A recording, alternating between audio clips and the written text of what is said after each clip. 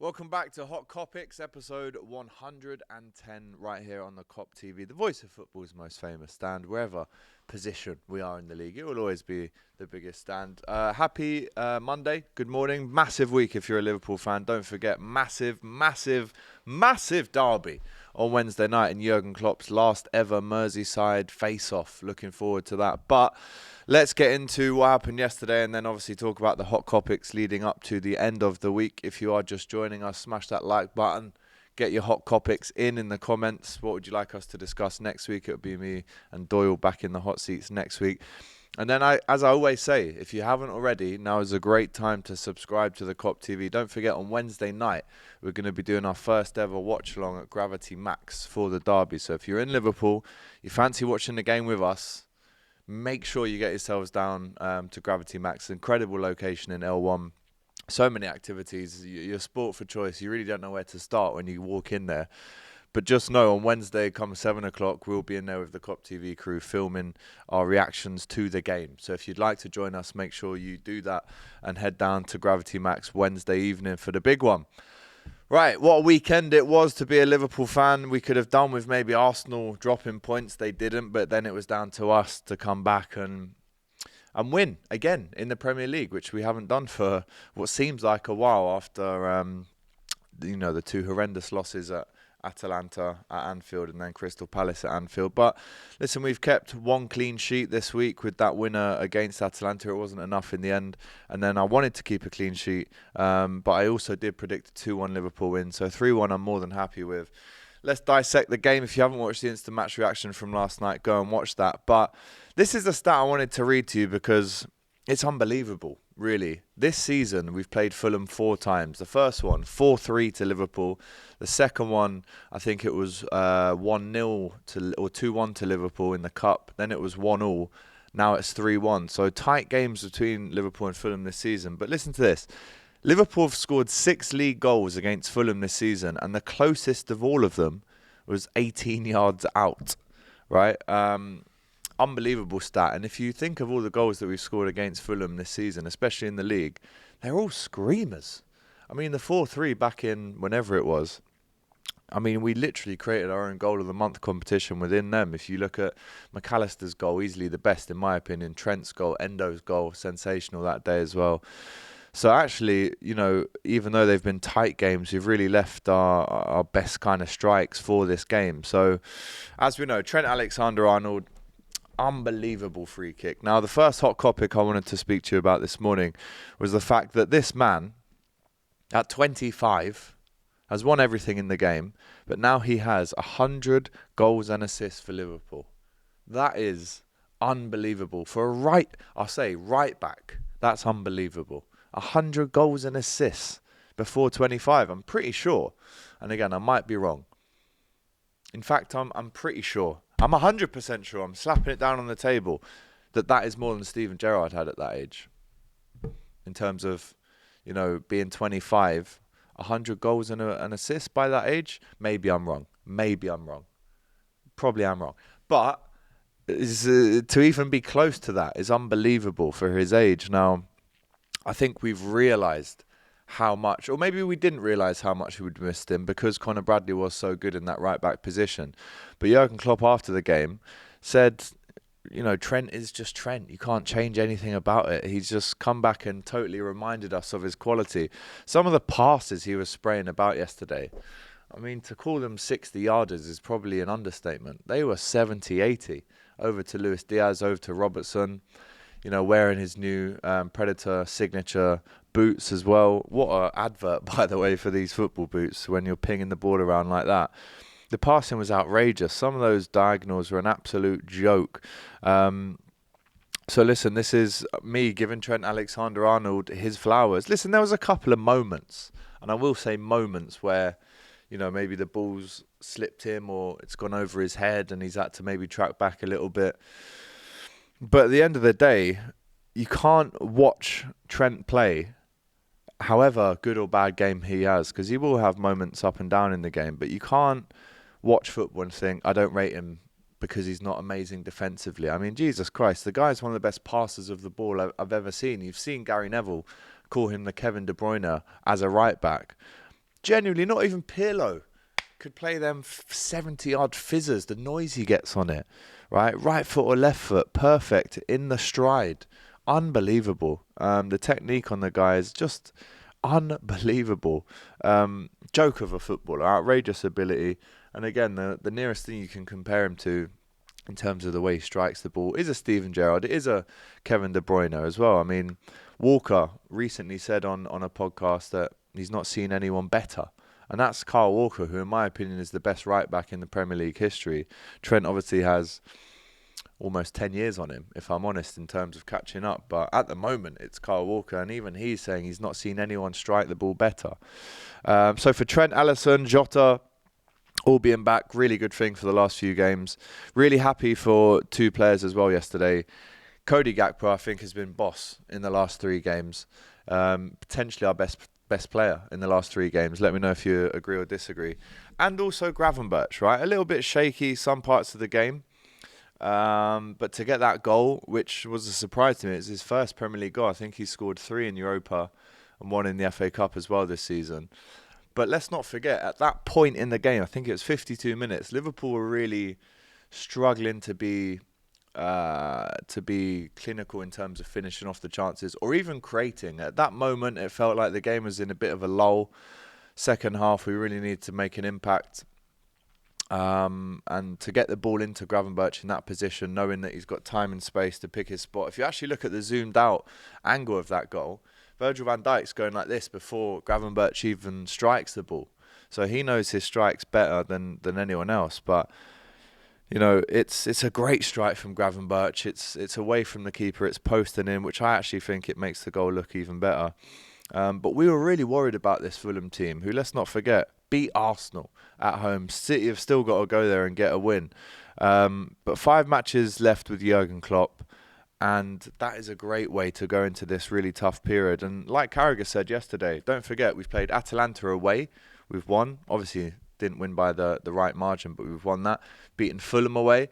Now we've got Everton away and West Ham away. I think if you win, very much like what Carragher said yesterday, if you go and win 4 away games in 10 days, that sends a message out. It really does. Now, as we know, City beat Chelsea at the weekend, out of the Champions League, so they don't have to worry about that anymore. They've only got the FA Cup really to contend with, which is the final on the 25th of May. But they won't have to play another game in another competition apart from the Premier League now until the Premier League's over. So their focus will be solely on the Premier League now. But they do have a tricky trip to Brighton coming up on Thursday night. But if we do our job at Goodison Park on Wednesday, again, it just puts that little bit of added pressure. Again, it is in their hands, right? They do have that game in hand. But it just adds that little 1 or 2 or 3 or 4% pressure that maybe they didn't really want going into that game at Brighton. Obviously, they're going to win. I'm trying to give Brighton the best chance possible. I still think City win that game, but we're doing our job, and that's all we can do as it isn't in our hands. Klopp joked about Trent's free kick, actually. He says he doesn't often score enough free kicks, I would say. He says, I think Harvey Elliott has a 10 or 15% of the goal because we analysed Fulham and saw that the wall is jumping and told Harvey tried to go under it.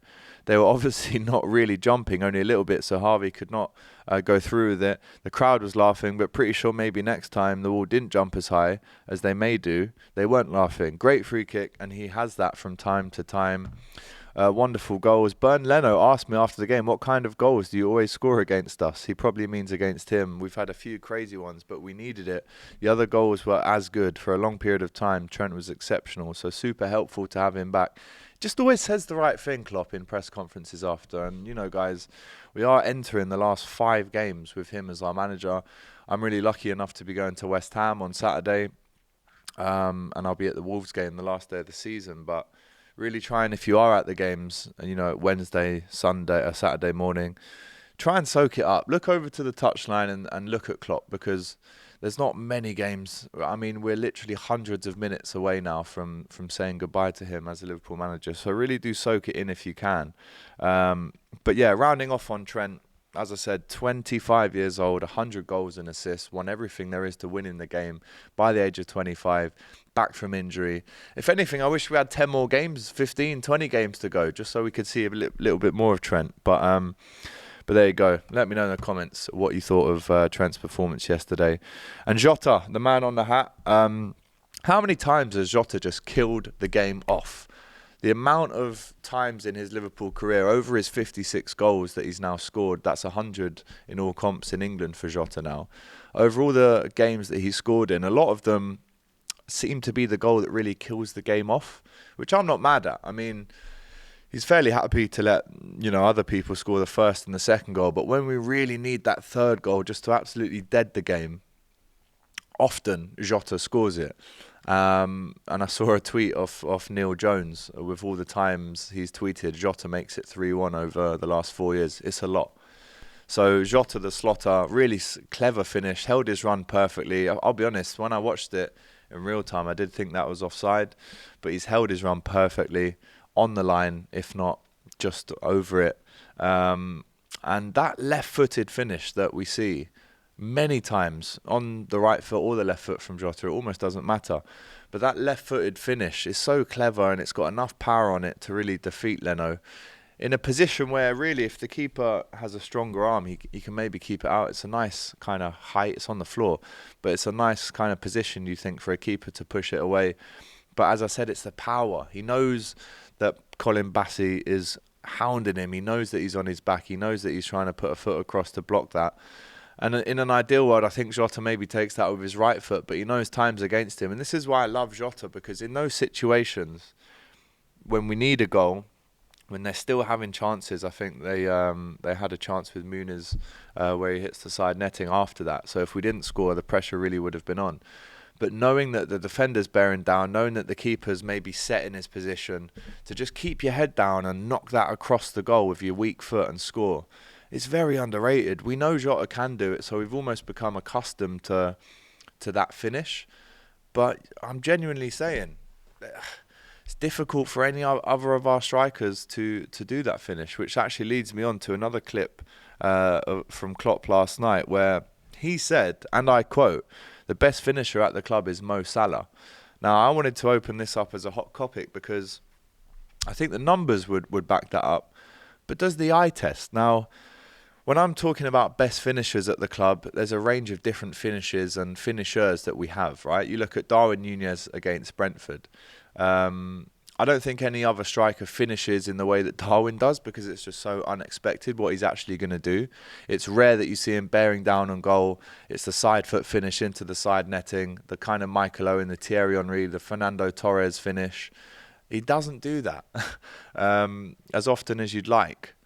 But he still can finish exceptionally. You look at the headers against Forest, you look at all different types of finishes. A lot of headers that he scores being so tall, but he's an unpredictable finisher. Mo Salah, the goals don't lie, the numbers don't lie. That kind of finesse left foot finish, the opposite to an Owen just on the other side. Yes, he's got that in his locker, but have we seen that enough times from him this season? A lot of his goals have been kind of penalties or first-time finishes, which, as a striker, you just bag them up and walk away with them, because, no striker's going to turn his nose up at getting 9 to 11 penalty goals per season. But the eye test fails to deliver sometimes for Salah, even though technically I guess he is the best finisher because of the goals. But I'm comparing him and Núñez now to a Jota, and I don't know, let me know in the comments. If there's a one-on-one situation, if Núñez, Salah, Jota, let's put Gakpo and Diaz in there as well, are bearing down on goal, and your life depended on it, out of those guys, who are you banking on scoring? For me, it's Jota. Which almost goes against what Jurgen Klopp said in his post-presser yesterday, when he did say that the best finisher at the club is Mohamed Salah. Now, I don't know, maybe the eye test, maybe he sees Salah, obviously, maybe. He definitely does see Salah in training every single day. And, 9 times out of 10 in training, that ball just absolutely is rattling in the top or bottom corner from Salah. But I don't know, the eye test, in terms of the best finisher at the club, big hot topic this morning, best finisher at the club, I'm going Diogo Jota. In the comments, there might be a few different answers for this. And again, the finisher, it could be a Salah because he gets the most goals. But in terms of one-on-one, per 90 minutes, Jota has one of the best returns in the Premier League. I think it's a goal or an assist every 98 minutes or something like that. Obviously, he's been injured a lot, which he does get injured a lot every season, which is the main kind of sticking point. It's like, well, maybe he is the best striker in the club, but we just don't see it enough. He'll average around about 17 goals per season for Liverpool, which is great. But just imagine if he wasn't injured every season, how many goals he would be getting. It's like me saying, imagine how many incredible diags and reverse passes and no-look passes we'd see from Thiago if he played every week. But he doesn't, so we don't. Shout out James Redmond. If my aunt had balls, she'd be my uncle, but she doesn't, so she's not. So it's one of them. Who is the best finisher at Liverpool Football Club? Is it Mo Salah? Is it Diogo Jota? Is it Nunez? I don't think it is Diaz, and I don't think it is Jota, even though he played... I don't think it is Gakpo, even though he played really well in the last 3 games. For me, it's Mo or Jota, but it's a 50-50 split, so let me know who you think is the best finisher at the club. A little weird one this yesterday, another hot topic we're moving on to now. Jose Mourinho was at the game yesterday. He was watching from the stands at the Craven Cottage. I mean, we know he lives or has a property at least still in Chelsea, so maybe it was just a little Sunday stroll he fancied to watch. So he went down to watch some Premier League football. I don't think it's more than that. I don't really want to read into it more than that. But obviously, you know what social media is like. You head over to Twitter and they're saying, well, Jose Mourinho was at the game. Maybe he's coming to talk to Liverpool and maybe he wants to be the new manager next season. I mean, I'm going to write that one off. As much as, you know, I haven't liked Jose Mourinho over the years, you know, being at Chelsea, you know, Manchester United, Tottenham, it's been, you actually can't deny his football heritage and his football IQ, his knowledge, his ways of winning. We saw clips of when he was at Tottenham telling them at half-time, Kyle Walker's on a yellow, Raheem Sterling's on a yellow, Zinchenko's on a yellow. Don't be a good guy, be a C-word, he said. And I don't know, I think maybe I would have just dismissed it instantly, but is there and again, I'm asking the question, I'm not saying this is my opinion at all. Is there a part of you at home that would take Jose Mourinho on a year and then try and go all in for Alonso? Me personally, I'm saying no. I'd rather get Ruben Amorim in. I don't think Jose Mourinho's kind of footballing principles really match up with Liverpool. I mean, you watch his peak teams at Inter Milan, Chelsea, and compare that to our peak teams with Jurgen Klopp. I don't think they compare in terms of the eye test.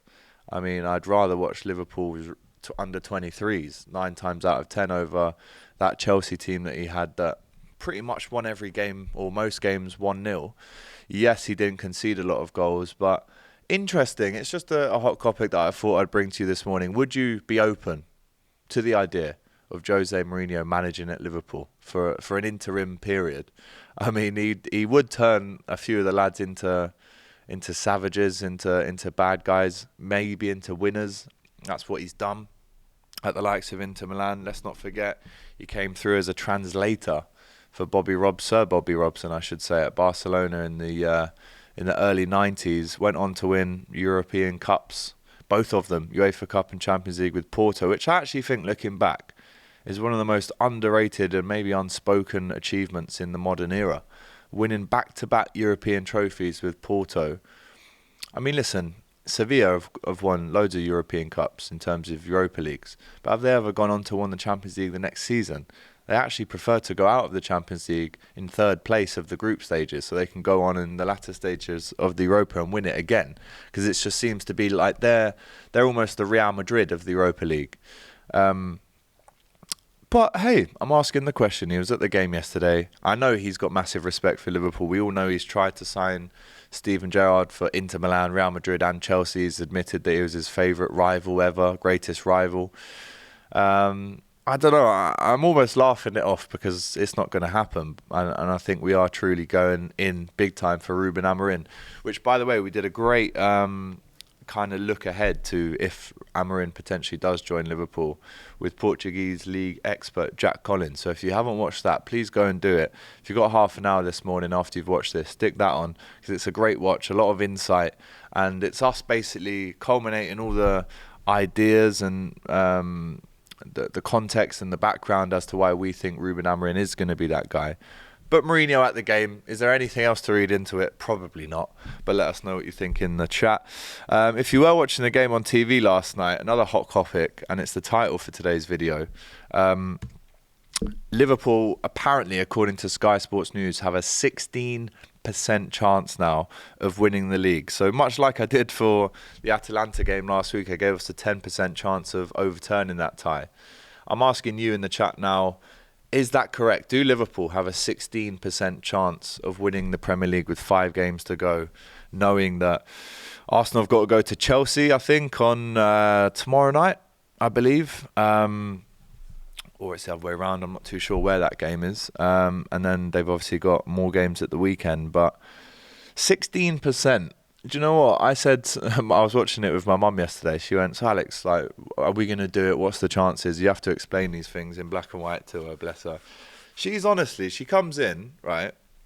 I think just before Trent scored. She came in and sat down when Harvey had that free kick. I said, watch this, it'll hit the wall. Hits the wall, Fulham break and attack. She goes, oh, I can't watch this. She covers her mouth. She goes, I can't watch this. I'm like, Mum, sit down. You're watching this with me now. 5 minutes later, Trent bags one in the top bins. And at the end of the game, she said, so what? Tell me, what's the reality of this? What is it? And last night I said, there's a 10 to 20% chance that we win the league. I think I'm quite accurate. And then we're watching the analysis, and then it pops up saying 16%. And I said, well, there you go. I said 10 to 20. So 16 is a little bit more optimistic than 10. I guess you could maybe round it up to 20. But that's a big one, because obviously these predictions are done by supercomputers. This is just an ordinary computer, can't be a supercomputer. But it had Man City obviously in the 40s and 50% chance to win. They had Arsenal in and around the 20%. So I just wanted to throw that at you guys. Do you think that Liverpool have a 16% chance of winning the Premier League, or is it a little bit more than that? Is it less? Is that even too much?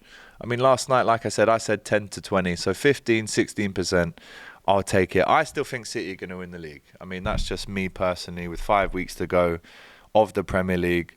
Don't forget, we've still got 3 away games and 2... hang on. So we've got Everton away, West Ham away, Villa away, and then we play Wolves at home. I'm pretty sure there's another game that I've missed out there as well. But I'm pretty sure we only have 2 home games left out of these 5. So how's it going to end, people? Let me know in the chat. 16%? Is it 20? Is it 25? Is it 30? Are you one of these deluded people that is going to chuck in a 60 or 70% down in the chat? I don't know. Do what you want. But we'll see what happens, because 16%, I'd take that, if I'm honest. You know, we don't want to be going into it as the out-and-out favourites. That's when you slip up traditionally. But there can be no more slip-ups now. You heard what Trent said after the game. There can be no more slip-ups. So let us know if you think that we have a better chance than 16%, or is that about right, and are we going to leave the Premier League empty-handed again? Let me know in the chat. That is your other hot topic for you today. Just get clarification on those games. Of course, we play Tottenham, don't we, on Sunday the 5th of May at 4:30. So there's that one as well to look forward to, which... don't worry, we'll get our revenge there as well. Man of the match yesterday, let me know. Obviously, Sky Sports gave it to Trent. For me, it's in between Trent and Cody because of his assist for Diogo Jota at the end. So again, let me know. And we'll go and fight on against Everton on Wednesday night to try and really turn this into some kind of nail-biting last day title race. Liverpool yesterday, we had a bit of breathing space going into added time with the third goal. Apparently Liverpool haven't been 2 goals clear prior to stoppage time in any of the previous 6 Premier League games. And it was a bit of a weird feeling, wasn't it, knowing that Liverpool were actually going to almost cruise through at the end instead of having to score a last-minute winner. But there you go. Going into the Everton game on Wednesday night, we're going to do a separate preview for that. But just a quick one to wet the whistle. Everton v Liverpool has seen more red cards than any other fixture in the Premier League's history, with 23. Everton, out of that 23, quick guess? 16. 16 of those 23 have been Everton red cards, the most one-sided again against any other in the competition. We know last year, Ashley Young, this season, I should say, at Anfield, Ashley Young was sent off. But there hasn't been a red card in both meetings since 05-06. Let me test my memory. Gerrard definitely got sent off at Anfield. I remember it was to celebrate Liverpool gaining the City of Culture award in 2008. So instead of the number 8 on his back, Gerrard wore 08. I think Van der Meijden got sent off in that game as well, but the away tie at Goodison, I know we won both games that season 3-1. So I'm trying to think who got sent off for them.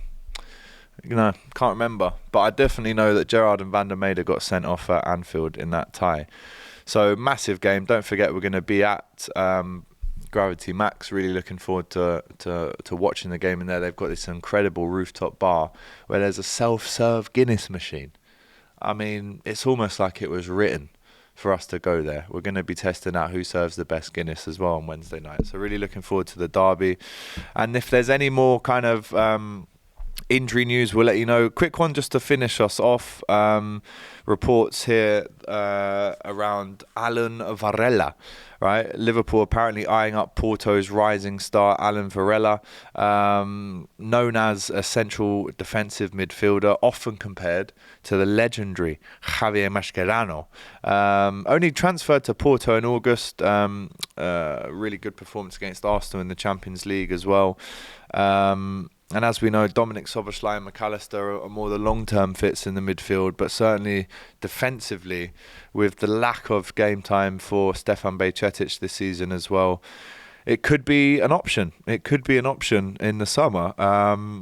Luis Fregosi of Mundo Boca sheds light on the situation. He said he's an excellent player.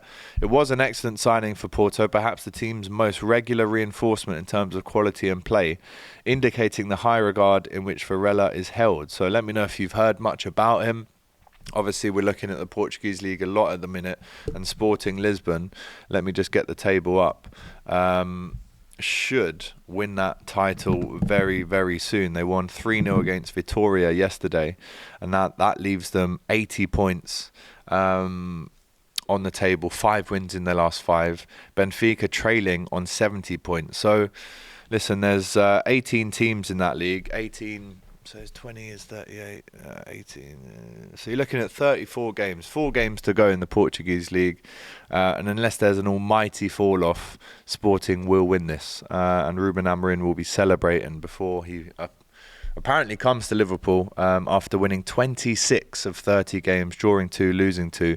Who else saw Bayer Leverkusen's crazy comeback again yesterday, extending their unbeaten run? And I think it's now 45 games this season. And here's a hot topic for you, right? We're moving on from Alonso, and we know that we're not getting him now. We know it's most likely to be Amorim. But if he manages, because don't forget, he's won the cup already out there. He's in the semi-final of the Europa League, and he's now won the league. I mean, Jesus, that could be potentially the greatest managerial season of all time. Yes, I know it's the Bundesliga, but the stick that a lot of people have beaten the Bundesliga with recently is the fact that it's a one-team league, Bayern Munich win it every year, it's a farmers' league. No, my friend. Because Xabi Alonso's Leverkusen have not only beaten Bayern Munich for the first time ever, but it's the first time they've not won the league in 10 years, but he's done it convincingly. And he went to Dortmund yesterday, got a last-minute header, which won them the game. They were seconds away from finally losing a game, but they got a draw. And that mentality, you saw Alonso really celebrating, hyping it up at the end, running down the touchline, a la Mourinho back in 2004 at Old Trafford. But it's just sensational. Now, my question to you is, if he does go unbeaten, and if he does win the League Cup and Europa League, the treble, is that the greatest season of all time from a manager? You look at Pep last season, you look at Pep at Barcelona as well. I think they won 6 trophies one season. But for Bayern Leverkusen, as they've been dubbed, to go on and do that, it's mind-blowing. You know these stats when you get to January, they're still unbeaten. You're thinking, oh, it's January, February, March. When it's crunch time, they're going to lose games. They haven't lost a game. It's mind-blowing. And I'm putting that right up there as one of the best managerial achievements of all time, if they go on and do it. I've got to shout out Coventry. I have to. Unbelievable fight and determination from them to draw the game back to 3-3. And the offside, I mean, Jesus, that has got to be the cruelest, most horrendous way to have that goal taken off of you. It's just so unfair football, and the line goes over his boot. It's not as if from next season we're realising that the attackers will get the benefit of the doubt if it's on the line. But we're talking genuinely millimetres. All the United players had fallen to their knees. The fans had left the ground. So I think Coventry City yesterday got a lot of praise and a lot of neutrals that will now look out for them and hope that they come up. As I said, on DR last week, one of my good mates from uni, her dad used to play for Coventry, and I know he was absolutely heartbroken and crestfallen yesterday after coming so close. But there you go, not to be. Right, don't forget we've got a separate match preview coming out for the Everton game, which we're going to drop later on. But if you've enjoyed this episode of Hot Kopics, episode 110 with myself, AGT, then show us. Press that like button. Comment with your hot Kopics. I want some answers to all the questions that I've asked you in this chat, including will Liverpool win the Premier League? There's a 16% chance according to the supercomputers at Sky. But I want to know, is that realistic? Do you think it's more? Do you think it's less? Do you think it's about right? And then talk to me. Jota, is he the best finisher at the club? That's what Jurgen Klopp didn't say yesterday. He said it was Mo Salah. Trent Alexander-Arnold, 100 goals and assists by the age of 25. That's another hot Kopic. And Jose Mourinho, would you take him on an interim basis? That's what I'm asking you.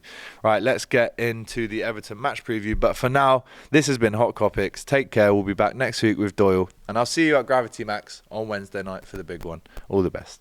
Hey guys, thanks for watching this video. If you've enjoyed this, make sure you check out the rest of the channel too. There's other stuff you'll enjoy for sure. Don't forget to like, comment and subscribe to the Kop TV. The voice of football's most famous dads. Come on.